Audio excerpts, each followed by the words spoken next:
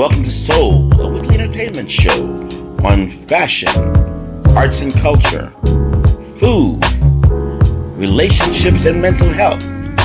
Our weekly co-hosts are Dr. Delvena Thomas, Imani Warren, and Chef Irie. Now introducing our host, Miss Nicky Gelin. Hey, y'all. It is Nicky Says You Only Live Once, and welcome to another episode of MIA Magazine Presents. So if you're having a great Wednesday, we're going down the hump, and we have a really fun-packed show for you all tonight. So first, a shout out to all of our sponsors. So we're giving a shout out to the Florida Lottery and Duke and Dame Whiskey, and also the FAMU Medical Marijuana Education and Research Institute. So get credible information and engage in a safe space to learn and talk about cannabis. Educate, learn, and talk about cannabis right here within Florida. Now, with Duke and Dame Whiskey be one of our sponsors, we are giving away a free caramel salted whiskey bottle. All you got to do is name a Black-owned restaurant within Monroe-Dade, Broward, and the Palm Beaches for your chance to win a Duke and Dame whiskey bottle. So last week was really crazy, and it was fun, crazy. So I had the opportunity and the privilege to be a part of Art Basel and also Art of Black Miami all of last week. So the kickoff started on Tuesday, actually Monday night, and literally ended on Saturday for me. But Art Basel actually ended on Sunday. So I was able to attend all these galleries, but for a part of Art of Black Miami, I was able to experience the Prism Art Fair Miami and also the Le Art Noir, which took place at the African Heritage Cultural Center. So let's go ahead and play the videos. Art of Black Miami is back, and here is Le Art Noir, Diversity in Color. I kept having these weird headaches and having seizures after a while. He had such a compelling story. We thought it would connect. So ended up suffering too. This was quite an experience, showcasing more artists and expanding its cultural wings to explore the influence of fashion. There are so many pieces, acrylic paintings, pastels, photography, 3D art. I was immersed in the storytelling behind these portraits. And here goes Duke and Dame's only Chima. Walked away feeling even more cultured. See y'all next year.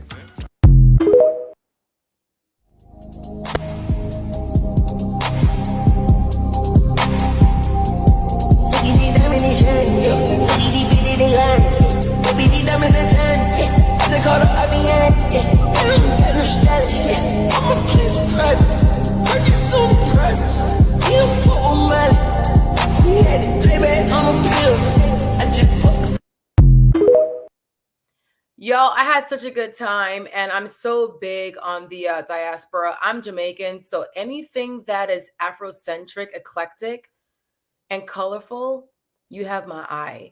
So the galleries this year was just so I want to say dope, but it was so creative. There's so many pastels and acrylic paintings and 3D and photography. I had such a great time just trying to analyze what was behind these artists' visions and how they came about with their different paintings and colors and so forth. And it was such a great experience. If you weren't able to experience it this year, please come out and support our local Black and Brown artists next year for 2023. Now, as far as me loving art, I'm also really big on fashion as well. I love fashion. I love dressing up, as y'all can see. I love all that stuff. So this weekend, y'all, is the City of Miramar's second annual Miramar International Art and Fashion Weekend. Okay, let's go ahead and show the flyer, Aaliyah. So the Jeffrey Lubin Group will present a multimedia fashion show this weekend from Friday to Sunday, hosted by Commissioner Maxwell B. Chambers, And the Miramar International Art and Fashion Weekend activation will feature a runway show by emerging and established designers, a world-class art installation featuring diverse artists, as well as business workshops and a pop-up shop.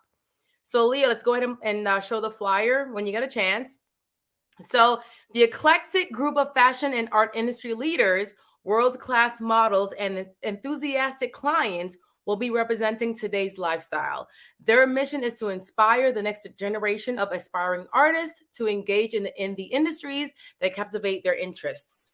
So I'll be there on Saturday, and there is a featured artist. I'm looking forward to seeing her creativity and her pieces. So visit the city of Miramar for more information, and also visit miramarartandfashion.eventbrite.com to get your tickets. And we'll see you soon on Saturday. Now, as I said earlier, we have a really fun show tonight. We have two featured guests. So I'm going to bring it over to our first featured guest. So she is Shenteria Moore, founder of the Project 12 Calendar, a publication that highlights positive Black male leadership in the Tri-County. So Shenteria, happy Hump Wednesday. How are you? Thank you. I'm good. How's it going? It's going. Listen, I'm excited.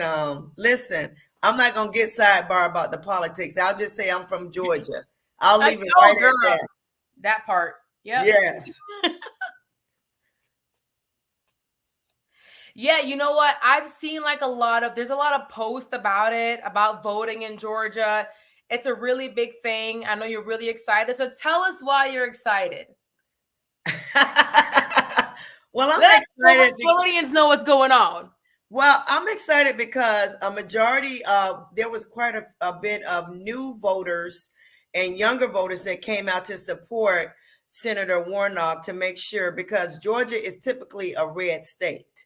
So we needed some new blood and some fresh faces at the voting site in order to make this happen. So this was a huge victory in more than one way last night.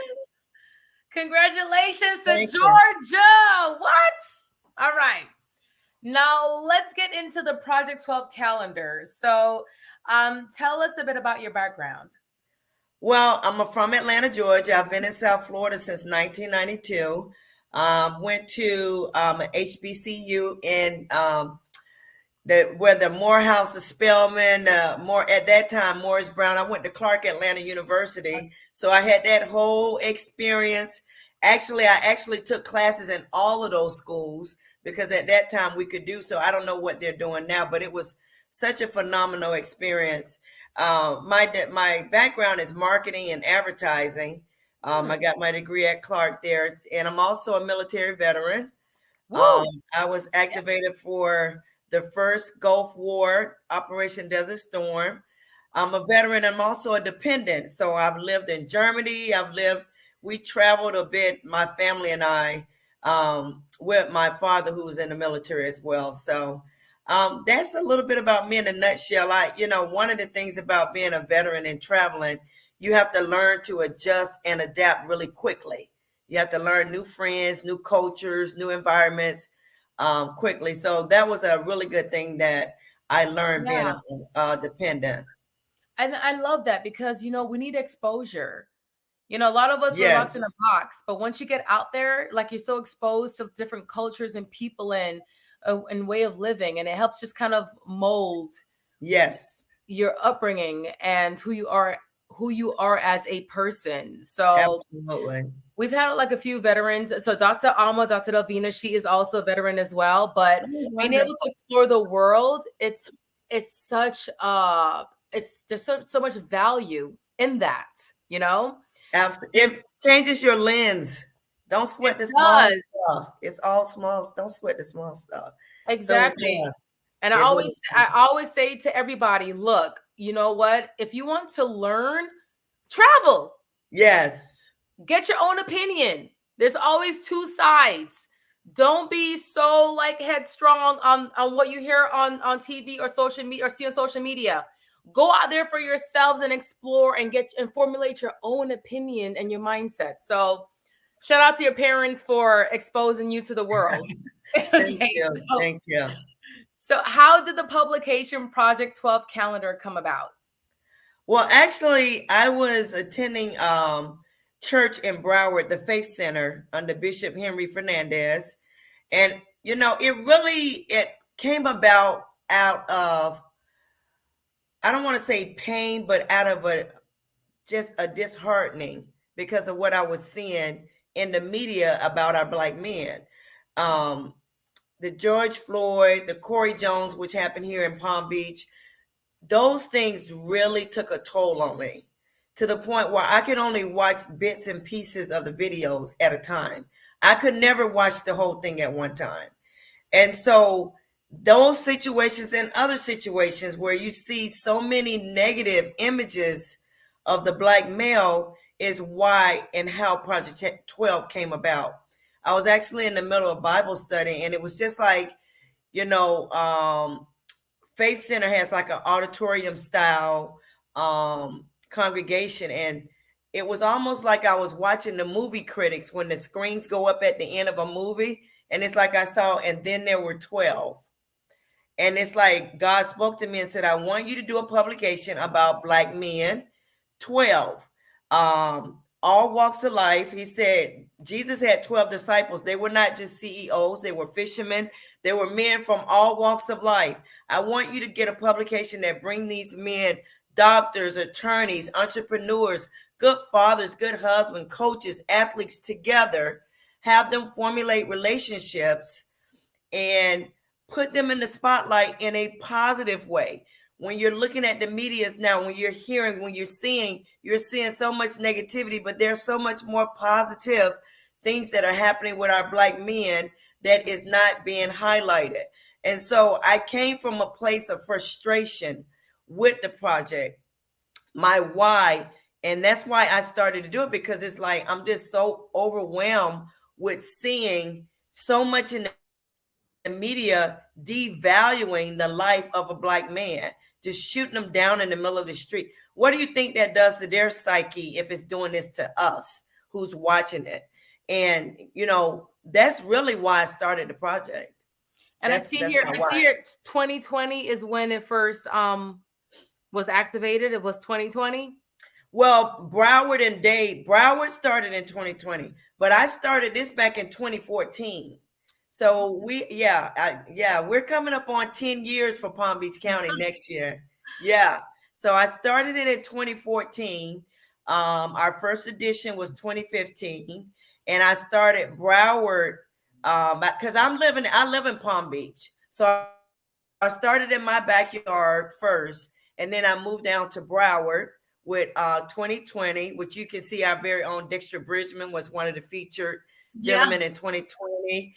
You have you have Miguel, who actually used, I don't know if he still has that place there downtown, the jazz club, the jazz lounge, the jazz and yes, okay, yes, okay, yes, yeah, that's who's on the cover. That's right downtown in Fort Lauderdale, one of the local Fort Lauderdale and one of the beaches. So and then we added Dade to it last year because I wanted to include Dade as well. And that's where you see the yellow cover where we have pretty much Broward and Dade represented in that publication. Is that Russell? And I think I see Russell. Is that Russell? That Holly? Is Russell.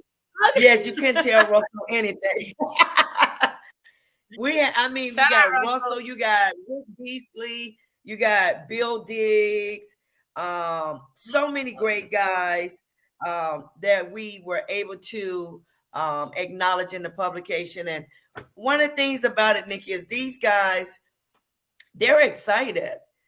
Even the ones that you least expect that would be excited that, they're CEOs of these large companies and these corporations. But one of the things I've learned over the years of highlighting and feature these men, our men suffer in silence. They suffer in silence. They may not verbalize it. They can have accolades in one area, or this area, that area. But when you do something that highlights and features them, because a lot of times we have a lot of awards. I mean, we've all been at award ceremonies where you have men and women being honored, and that's great. but I wanted something that just focused on the Black male, because that is something that's always sometimes overlooked. A lot of my female entrepreneur friends are like, well, when you gonna do us a calendar? I'm like, well, that's not what my purpose is right now. They're like, well, you're a Black entrepreneur woman. Why would you're a woman? Like, what about us? Right? And I understand that, but I understand assignments too. And I understand staying in your lane. And I know that right now, my focus is primarily just highlighting positive. And I'm telling you, I'm so saddened because when I started it in 2014 in Palm Beach, we're in 2022, Nicky, and it's not even better. It's not even better. It's not better with the images. Look at what we're still seeing in the media. They're still shooting and hunting our men down like their target price. It should be better. It should be better, and it's not.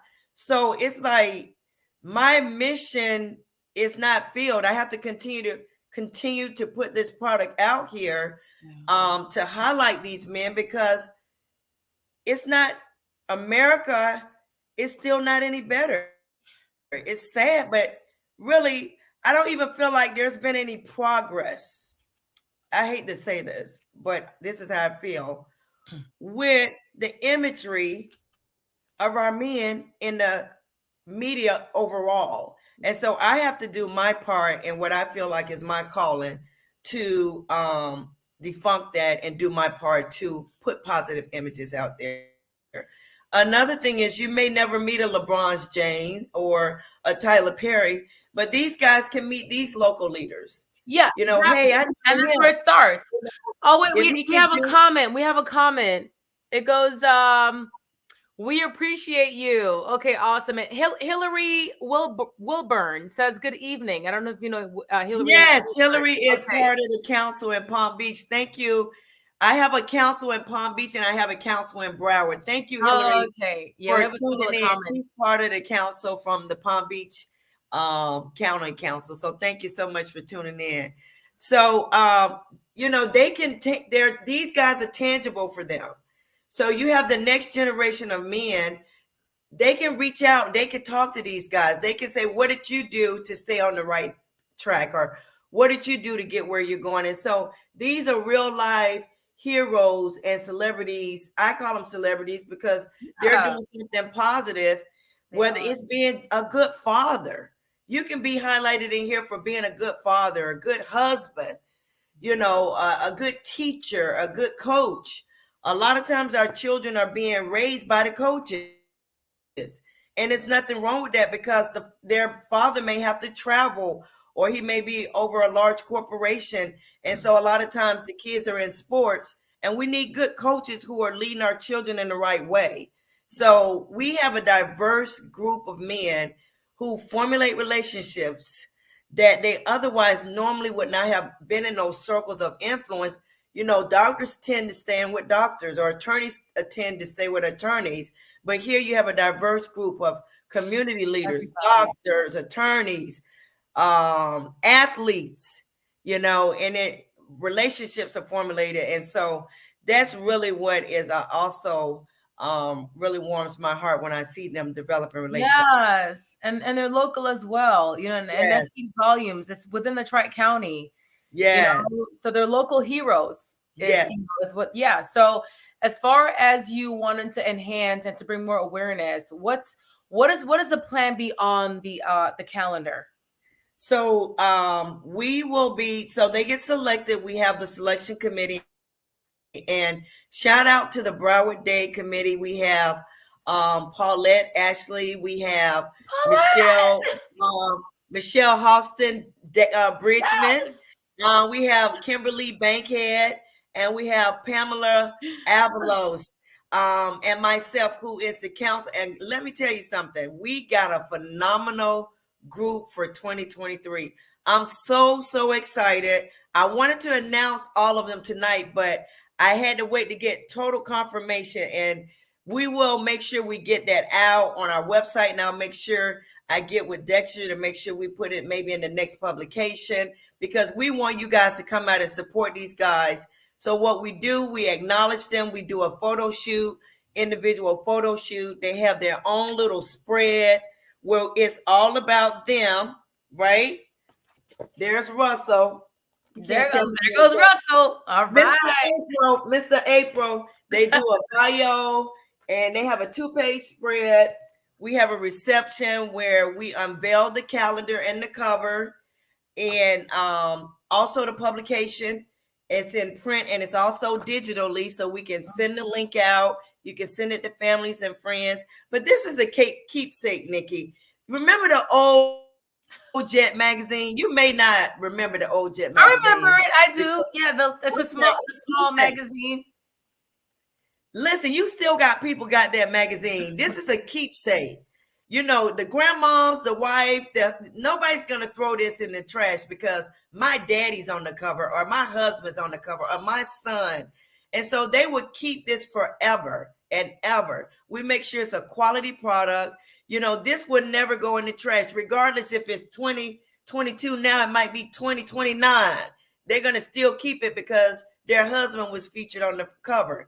We also use it as a publication to highlight minority businesses. We want you to support, you know, Cutting Corners with Chris McDonald. Okay, so we want to highlight the minority businesses in here and those that support those minority businesses, such as, you know, like Vitas Healthcare. They support the Palm Beach and the Broward edition each and every year. So that's the whole purpose of the calendar. We have a reception. We have a reception for the Palm Beach edition coming up on Saturday, January the 21st at PGA National Resort and Spa. All of that's on our website. And we also have a reception coming up for the Broward date. I have to solidify the venue, but that will also be in January. And all of that will be on the website. Okay. Again, we got some great guys. I'm sure you're going to know most of these guys, Nikki. And they're top-notch men. And so we're so excited about the upcoming editions. I'm very excited, and I'm going to put it on my calendar because I do want to attend. And we do have a comment from Michelle Ralston. So she goes, "Thank you for all you do, Shenteria. Thank you for advocating for our brothers. What you do is so important for our South Florida community." So thank you so much. You're bringing light to our brothers. You know, we're more than just what the media tends to see us or the perception of us. So thank you for bringing light to us, for bringing light to that and to our brothers. Yes. Thank you so much. I appreciate it. Yeah. Well, thank you so much and enjoy your I want to say one other thing. Oh, yes. I remember I saw on social media, you know, Tyler Perry. We know who Tyler Perry is. We better. Listen, we better, right? And so Forsyth County is a county in Georgia. Remember, I said that was primarily a red state, but we brought home what we needed to last night. And I remember reading somewhere where he got stopped. They didn't care who he was. And Forsyth is not the place you want to get stopped in, okay? And so it just goes to show, you know, again, they suffer in silence. And the way he may have been treated because they didn't know who he was, and they probably really didn't care who he was. And so we have to advocate for ourselves, and we have to advocate for our own men. And so when we start advocating for ourselves and our own men, then, you know, other people will learn to put some respect on it. Yeah. That's my on it. Yeah. Sorry. Okay. Yeah. No, thank you so much again. Congrats to Georgia. And yeah, hopefully we'll connect in January. Thank you so much for the opportunity. I appreciate it. Definitely. You do a phenomenal job. Keep doing what you're doing. I appreciate you. Thank you so much. You are the hostess with the mostest. Okay, I'll take that. Okay. All right. Shenteria, all right. Thank you so much. Enjoy your night. You too. Bye-bye. Bye. And now on to our first co-host. She is the one and only Dr. Alma, also known as Dr. Delvena. She is our board-certified psychiatrist and also the founder of the Brain Love podcast. So Dr. Alma, Dr. Delvena, happy Hump Wednesday. And you're on your phone and you're also on mute. Hello. Dr. Alma, Dr. Delvena, we're literally live right now. Okay. So I'm going to go ahead and move this over to our second co-host. She's our arts and culture connoisseur. She is so immersed in the Black and brown richness and the diaspora of South Florida. So Imani Latifa, what are we talking about tonight? Peace and beautiful blessings, and welcome to another Arts and Culture Report by Imani Latifa for MIA Soul. If you did not get the opportunity to attend Prism or any of the fabulous events that was going around in Overtown, oh my goodness, you missed out, but there is always next year. So I spent some time with Ali from the gallerist, and of course, as a preservationist, he had some of the most remarkable things. I hope you got a chance to see that. I spent some time just looking at all these amazing pieces and all this amazing creativity, but I stopped by my homie, Art Love Trap, to hear what he has to say about some of his new work. Take a listen. You want me in it? Yeah, get in there. Tell me about this piece. Okay, so this piece is called It's Rigged, I Told You. So basically, I took Black and brown people at a sports game, and I put them in the environment of the Coliseum and the Dome with the chariot and the horse to show that Black and brown people have existed before our known conception of slavery. Because like we had a life before slavery, and this is I didn't get to see it, so I made art about us in those times since I don't get to see it. Beautiful. Facts. This next dope, amazing sister that I met, her name is Jennifer Monet Cowley. She is the former director of art at the Dallas Museum of African American Art, and she is an amazing curator. Take a listen to what she has to say. And in the Bible, Paul means free man, and Paul was extremely wise. So with his stance here, he was trying to show me something on his cell phone. And at the installation, and I snapped his photograph. So this is Othello's best friend who was with him when he died, because they were out chasing the light, taking photographs and things. So I love his posture. Of course, blue is the color for truth, and he's speaking truth here. This is his aura coming off his body. You have the strings, which mimics dripping paint, but also it's a nod to our ancestry in the way of quilt making and stitching something together, piecing something together, and the storytelling that was in the quilts. Also with the quilts, of course, we know that they were also used as road maps. So, yes, and ma'am. also made from tattered clothing that the slave masters handed down, and of course we know how to do it. We turn into something fabulous. Absolutely, as right always. on down to the food where we got chitlins and things. Where I don't eat chitlins, but I understand the significance of all of that. People work so hard to really come together with these productions and get them done. There's a lot of work behind the scenes. So shout out to all the gallerists and all the artists who made this event, come to fruition. Heather Carter, I mean, such dope things. Then I headed on to Scope. Scope was like, woo! It was on Miami Beach. It is what they do and what you do when you have a whole lot of money. I mean, this thing was out of this world. So of course, being in an environment that is not necessarily dedicated to African Americans, I'm always rooting for everybody Black. That's right. But it was some remarkable pieces there. I mean, my God, like some of the art there was just breathtakingly gorgeous. Some pieces, of course, Basquiat. And I absolutely had an opportunity to see some more pieces. Look at that Biggie in the background. This piece was an interactive piece that you could wave your hands around and then you take it away. Boom, it changes colors instantly. So that was really cool to see that. And also some of the other amazing dope artists that were presenting at the Scope, which was on Miami Beach. Some honorable mentions too that I thought was unique pieces that were just kind of all over the place. But I'm looking like, woo, Christie's, how much is this piece right here? But as you can see, it's one of them NTFs. them MFTs, I said, that are basically like going around for thousands of dollars. This was a McDonald's setup that was like, everything was like hand stitched and made like out of like felt and materials. I thought it was really, really cool. Some of the things that you see there. These were actually artist, a young sister from the Bahamas. Here's that Basquiat we talked about, some of his original things.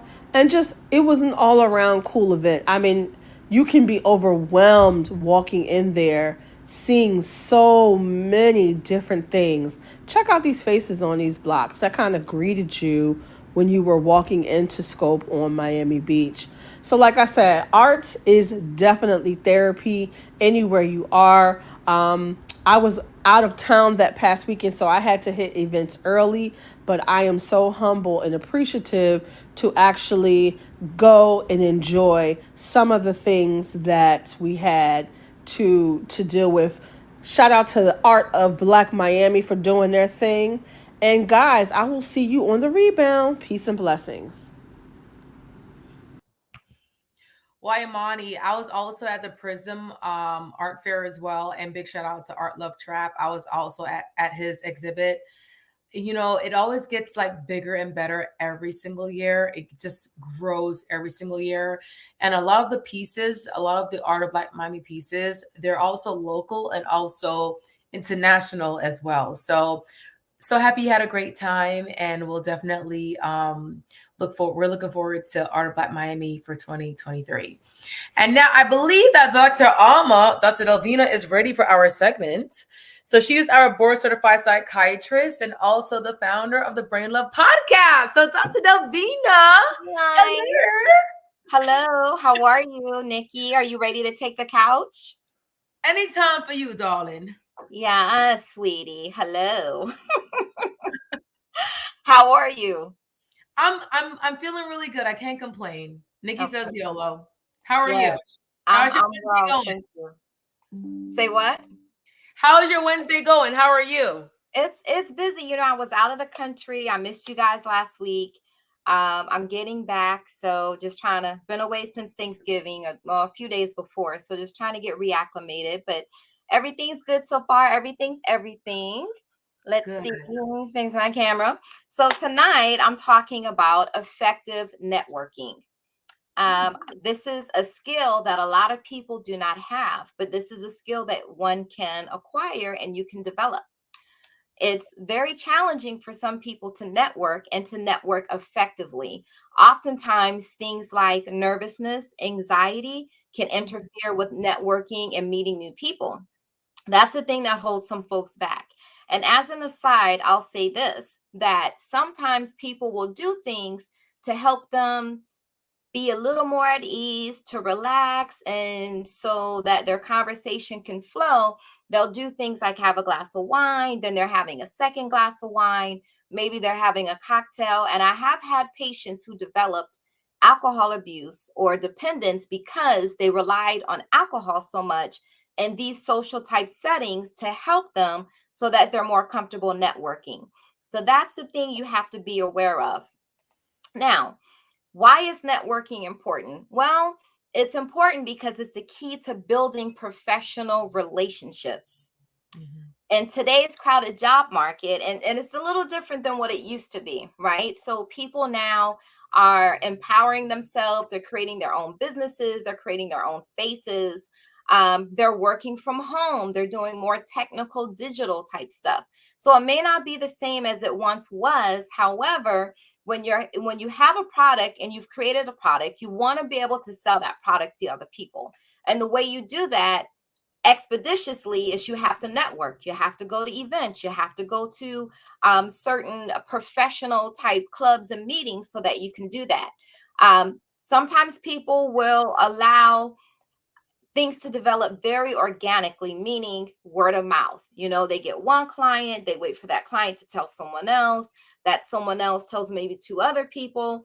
But if you want to be on the fast train to success, sometimes you just got to grab that bull and take control, and networking is a part of it. Now, if you don't mind, Aaliyah, if you can bring up the flyer for next week. we are trying to help people network.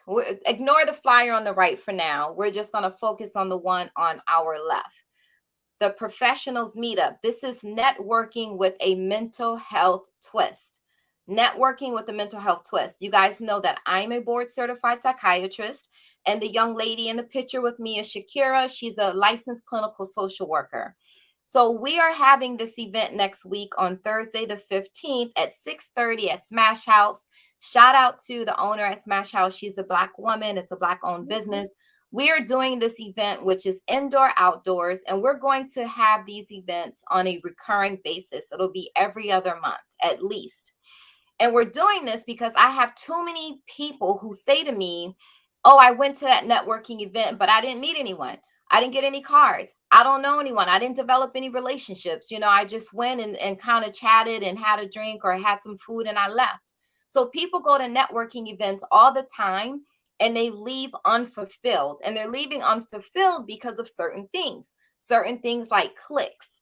When you go to certain networking events, sometimes people have cliques. They're already in groups that they've made. Yeah.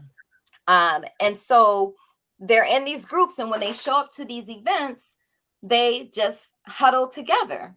They get in a huddle and they're together. They don't go outside of the group and meet other people and say, hey, I'm Delvena. Hey, I'm Nicky. Hi, what do you do? I do this, I do that. So we want to enhance our community. We want to enhance our professionals. We want to enhance our entrepreneurs. And this is why we're doing this networking with the mental health twist. There will be icebreakers. There will be different games. People will be forced to mingle with folks that they don't know. People who are coming there and they have a product or they have a brand or they have a specialty that they offer or whatever it is. They'll be able to talk and share that with the people who are in attendance. Next week, I'll have for you the logo for our sponsor. It was confirmed 2 days ago. It's Innovative Financial Advisors. Innovative Financial Advisors. They're sponsoring the entire event, and the refreshments, the food, the fuel. You know, I'm a foodie girl. It will be provided by Chef Pie. Chef Pie. She's the developer of the pink sauce. So starting at 6:30, and we want to teach people strategies for networking. You know, you want to have quality over quantity. So your goal at a networking event is not to meet everyone in the room. At least it shouldn't be. It should be to at least meet 3 or 4 people that you really want to connect with. And so, because when you think about it, when you're trying to get acquainted and develop or initiate these relationships, it'll be hard for you. Let's say there's 30 people in the room. You have to kind of chit chat, you know, sometimes for 10 minutes with a person. So you'll see some people that you know, so you got to have time for them. But to have a quality conversation that can lead to something profitable, and I don't mean just money profitable, I mean quality time and referrals and things like that. That's profitable as well. You have to spend time. So your goal should be to meet at least 3 or 4 people and start genuine relationships with these people. You also must know the value that you bring to the table. So when you go to a networking event, trust and believe in who you are and what you offer. You are just as important as everyone else in the room. So I'll leave it at that. I just wanted to give those 2 little tidbits and just to say to people, come out. If you're not available next Thursday, there will be another one. But this is a very important skill we want to teach people. So will it be like every Thursday or like every other Thursday, or you're trying to figure it out? It's every other month. So it won't be like it's not a week. Yeah, girl, I'm too busy for that. No, I got you, because I want to make one of the events, but I know next Thursday is the holiday dinner. No, and I hate that I'm going to miss that. Oh. No, it's fine. Okay, so we'll stay tuned, and thank you so much. And yeah, a lot of people, they do have anxiety with networking. There's a lot of I want to say introverts, and they want to put themselves out there, but it's anxiety for them to talk and speak up and to be open and expressive. So exactly, thank you for bringing this and for helping the community to, better effectively network. So absolutely, thank you so much. And brain love. Oh, I didn't even say brain love. Brain love. Brain love. All right. We'll see you next week. And y'all, now on to our second guest. He's a writer, director, educator, and founder of Art Prevails Project. He's none other than Darius V. Daughtry, and he'll be sharing his latest project. He has a show that's happening, and it's a theatrical mixtape, volume 4, called Black Like He. So Darius, hello. How's it Wednesday going? What is happening? How are you? I can't complain. I'm alive and I'm 6 feet above ground. So I'm really blessed, gratitude, and I'm super happy. Wait, come on. You're 6 feet above ground, so you're floating. I'm floating, yes. Okay, that's what's up. I like Nicky says YOLO, I'm floating. Okay. So let's get right into it. So you've been on our show before. Mm-hmm. This is your second time being on MIA Soul. So being a man of color in the theatrical field, what's the experience been like? So I'll speak like being a black man, because beyond being a man of color, as being a black man. Being a black, I was trying to be politically correct. I was kind of like, being a black man. What's the experience been like? Yeah. So, and I say that, even because in South Florida, right, there's a difference between saying a man of color and then a black man, True. So because like the experience in theater for the brown man may be a little different than for myself, right? So it's interesting right now. There are opportunities. There are things that are happening. A lot of the people that I work with, actors and such. There are things that exist out there, just globally and not just in South Florida. But just like anything else, when it comes to Black people in this particular country, there's always the barriers and the things that you have to jump over in order to get to what you're really trying to get to. And so so for example, what kind of barriers? Yeah, so one of the biggest is institutions. So a lot of institutions, larger institutions that are producing theatrical work, are they doing work that is for and or about Black people? Are they out here looking to hire Black people to do different things? So, and that oftentimes is not the case. So it's interesting,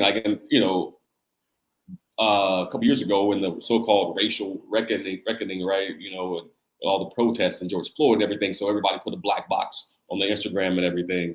And that also kind of went into corporations and different industries saying, okay, we're going to do better. We're going to be more inclusive. And so there has been some of that, but a lot of stuff that isn't permanent, that kind of looks good for a year. We could have kind of put that here. We're going to put these particular plays and hire these people. But then now in 2022, what are you doing now? What's still happening? Oh, I see. So it was kind of it was trending. It was a fad.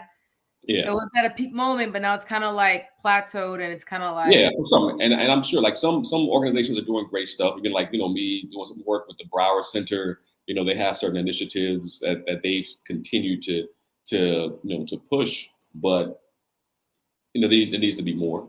There need to be more, and also ultimately, like everything else, sometimes you got to just do your own. And for me, that's kind of what I've decided to do for the most part, is kind of create my own lane and my own space.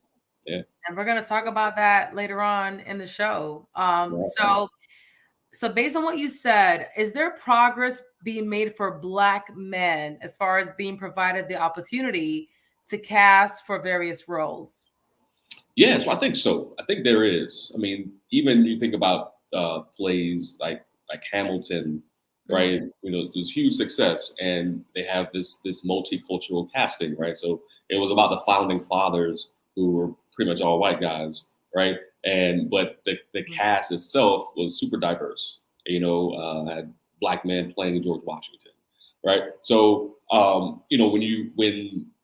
when companies, when casting directors are thinking outside of the box and are not stuck to traditional ways, then there are opportunities. When more playwrights, I think part of it too is right now there's a lot more burgeoning playwrights throughout the country who are Black and who are writing shows, writing things that are centered around Black community and Black experience. And when those things get an opportunity to be produced, when money gets put behind those, when people put resources behind those things, then that opens the door for more people of color, more Black people, Black men to be able to land these various roles. And it's not just the one or two roles that every year a theater company does a Raisin in the Sun, and it's like, okay, cool, Right.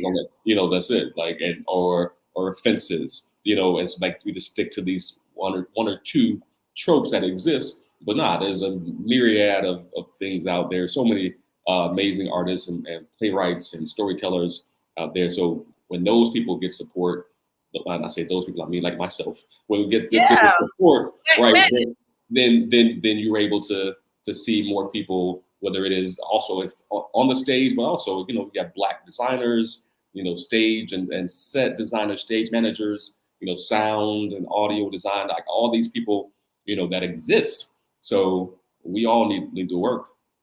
Yeah, definitely. Yeah. So I do feel like there's progress being made currently right now in 2022, and you definitely have a lot to be with that impact and progress. I know you're an advocate within the Black community, especially as far as Black men. So, which leads me into your next project. So pause. That's why I need Shenteria need to make sure I'm in this magazine, this calendar, for next year. We're gonna make it happen. We're gonna make it happen. Yeah. We're gonna definitely make it happen. Okay, it's on the record. We're gonna make it happen. So let's dive into Black Like He. So what sparked this project? Yeah, so the full title is The Happening, a Theatrical Mixtape, Black Like He, right? There's a long ass title, but it's, well, actually I forgot, Volume 4. So it's The Happening Mixtape Volume 4, and so it's something I started a few years back, got paused and during COVID, when COVID at its height, and then we brought it back last year. And so basically it's like a mixtape, a mixed CD, like we used to make. And when you think about making a mixtape or mixed CD, is like you're making it for a certain purpose, but there are various artists, various different sounds and feels that are happening on that mixtape or CD. But there's usually a theme, or it's like, okay, I'm making it for this girl that I messed up with, so this is a baby I love you, I want to get you back kind of tape. Or it's the I don't know you that well, so it's the baby like I want to highlight you on a tape, right? So each mixtape has a central theme, and last year's theme was A Woman's Worth, and so it was a show that was fully connected and explored Black women specifically, and just kind of from various ways, through poetry, through short plays, through music and dance. Kind of explore the experiences of Black women. And when we did that, and after each show we have a talk back, the feedback we got from a lot of the women, they were like, wow, I feel seen. Thank you for this. You're telling my story on the stage. Now we got that over and over and over. But the thing we also got was that people were asking, okay, well, when are you gonna do this? What about the men? What about the fellas? Like, what about that, right? They were asking that, which was crazy for me because I had already started writing, well, two different things. Like years ago, I started working on what I termed like the male version of Ntozake Shange's For Colored Girls. Okay. And I was already working. I'd already kind of written that in its entirety, but I wasn't planning on doing that for this. I'd started working on something else that was going to be Volume 4. But when they start asking these questions about a male version, something for the men, then that kind of like, okay, cool. Like maybe let me go ahead and, while they're asking for it and while there seems to be this desire to kind of have that experience, which usually I don't really care what you ask me to do. I'm gonna do what I want to do, Right. But since they were asking, I'm like, okay, cool. So I kind of took what I'd already written in that other play and kind of formatted it for this in order to get this experience and have this conversation around Black maleness and that experience. Wait, how long did it take you? Like, okay, like, was it like 6 months, 3 months? Like, how long did it take you to start this project to when you actually completed it? Yeah. So like I said, what's great for this one is like I'd already written this entire like other project that I was going to do that was called Black Boy Revival. That's what it was entitled. And so what I did was it's a different kind of concept a little bit. So I just kind of pulled some things from that, and it took about 4 months, 4 or 5 months to kind of really kind of explore what it is that I wanted to do with it, and then actually start really kind of putting it together. But what's interesting is that with this particular play, I also, the actors that are in it, it's an all male cast. The ones that are in it, there's a lot of stuff that they created that you'll see. We got into rehearsals, and I gave them space and liberty to kind of put their own emphasis. I mean, we have some amazing like musicians and vocalists that are involved. So yeah, it's fun. It's going to be it's a collective experience. Yeah. So how did you know which actor was right for that particular role? So that's sometimes you don't know, right? Sometimes you like it's like you hope you hope it's the right one. So with Art Prevails Project, we have a core group of actors that we work with consistently, right? And then there are others who I've worked with before, on other projects, whether it was the Merchants of Venice that I did recently or the stage reading I just did. So there are these other actors that I'm like, okay, cool. I know what you can do, and I know that you can bring something to this, and I want to play. Let's play. We're gonna bring you in and play and see what happens. There are a couple. I did a small casting, like a brief casting, not a real wide net, and brought some younger guys in to work with us, and they're doing great. So I'm excited to see what it really looks like when we put it on stage for the people. Yeah. So okay. So tell us the dates. When does it kick off and when does it end? All right. So it is at the Broward Center for the Performing Arts, December 16th, 17th, and 18th. That's that's next week, Friday. Next week, Sunday. Friday, Saturday, Sunday. Yeah. So there's an 8 o'clock show on Friday, 2 shows on Saturday, 2 and 8, and 2 shows on Sunday, 2 and 6:30.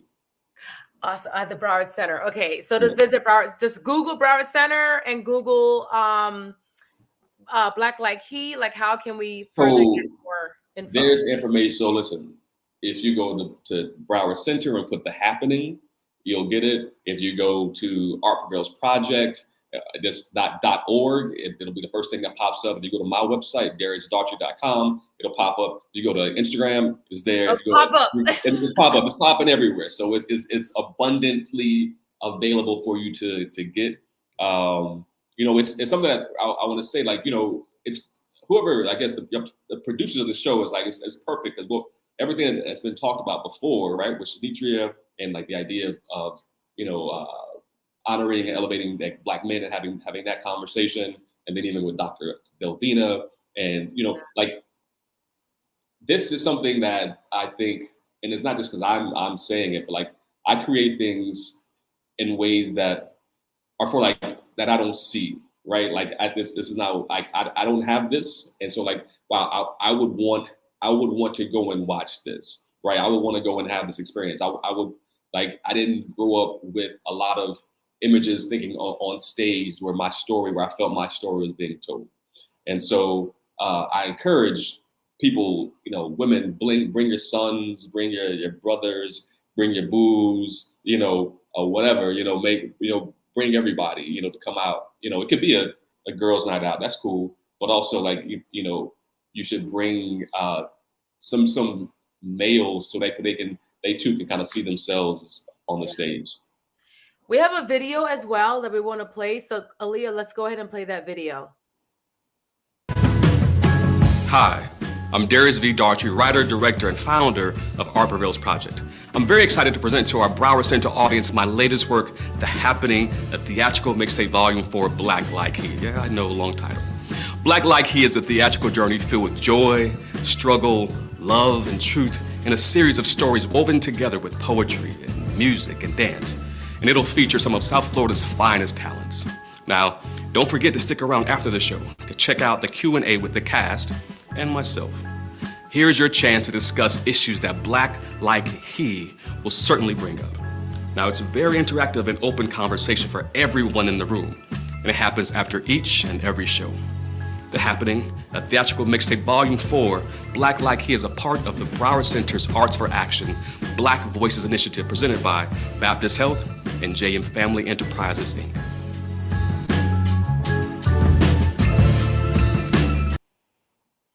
All right, Darius. I think I'm gonna make it out on Friday night. The opening. Wait. Can I put that down? Can I write that down? You can write it down. You can. All right. You can write it down. Right. Friday's opening night. So definitely. Okay. Cool. No, really, really inspiring. You know, like hashtag Black, boy joy, hashtag Black boy magic. You know, thank you for bringing light to our Black men within our community, because Black men are not really spoken of that much compared to Black women, so, and they may feel neglected or not a part of. So you're including them within our community, which I think is very important. It's very needed, very, very needed as well. Absolutely. And as I mentioned, like in the little video, like it isn't just a trauma fest. Like, you're not gonna come and just cry the whole time. You may cry a little bit, right? It may happen, but you're gonna laugh. You're gonna have a good time as well. But it is, for me, it's about like sparking conversations, right? So if we can have some conversations after this, and like I said, there's a Q&A after each show, so we get to talk about what we saw as well. Thank you for that space. We need that space. Absolutely. So we're gonna get into our MIA Soul talk. All right. So they're really fun, cute questions. That's it. So first question is musicals or drama? Ooh, musicals. Yes. What is your favorite musical? So my favorite musical is My Fair Lady. Oh, My Fair Lady. Yeah. Okay. Yeah. Okay. I mean, which is funny because I'm all into Black stuff. I'm all into Black, but like I think no, that's not Black. That's not Black at all. Okay, that's not Black. But okay. It's the farthest from Black. But I think it was like one of the first musicals that I actually like saw and got connected to, and so like it's always one of my favorites. My Fair Lady. Okay. So The Wiz or Ma Rainey's Black Bottom? The Wiz. The Wiz. Yeah, The Wiz for sure. Okay. So what show or series are you currently watching or streaming? Currently nothing because I'm writing and rehearsing. You're busy right now. I'm busy right now. Yeah, but the most recent thing that I started binging and I was super late compared to everybody else was actually The Handmaid's Tale. On Hulu. Yes. Yeah. I have not seen it as of yet. I hear it's really good. Yeah. It's good. It was crazy. Yeah. Crazy. Like it's crazy. Like some things that seem like so unbelievable, but then also some of the things seem like, oh, that could actually happen in this country too. Yeah, that kind of thing. Yeah. So ebook or paper book? Oh, ebook or paperback? Paper all day. Paperback all day. I don't want an ebook at all. Never. Okay. Sweet or savory? What are you talking about? As far as food, savory or as far as food, sweet or savory? I don't know. Like that's. You got a sweet tooth. You got a salty tooth. Like I have a decadent tooth. I like things that are great and delicious, and so sometimes it may be sweet. If I'm eating my godmother's pineapple upside down cake, that's sweet. If I'm eating some snapper escabeche or something, or like some food, like I don't want that to be sweet. That's savory. So, okay, so you're in between. You're both. I say both. Both. Okay. Okay, I got you. Okay. So, what would you tell your younger self, and how old would you be? What I tell my younger self. So I would tell my younger self, I'll say age age 9 that Wow. that little girl who said that she didn't like you because you were too black didn't know what she was missing, and that who you are is more than enough, and